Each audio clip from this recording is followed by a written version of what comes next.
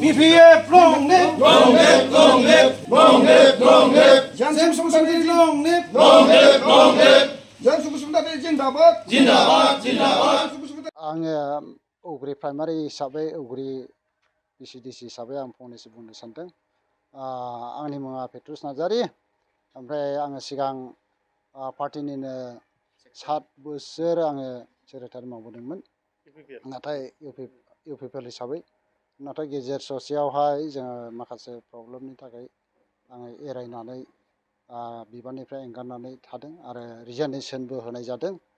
दाना थाङै थुङै आंजों लोगोसे गोबां मेम्बारा पार्टी मेम्बारा 7 जन आरो बिसिडिसि मेम्बारा 8 जन जोङो रिजाइनेसन होनानै जोङो दासिम दङमोन।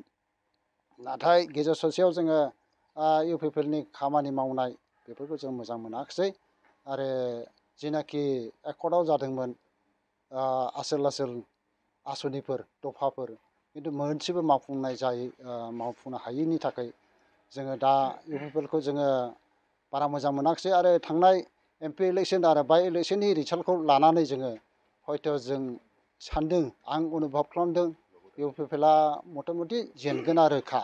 दा बेनिखायनो आङो देरहानायखौ नुहुरनानै माखासे आंजों लोगोसे कलिग्सफोरखौ लानानै दिनै बिपिएफआवहाय जगदान जाबाय।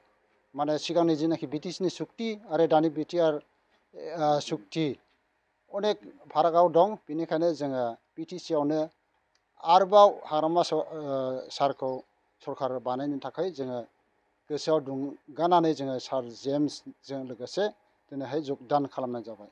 एसेनोसै।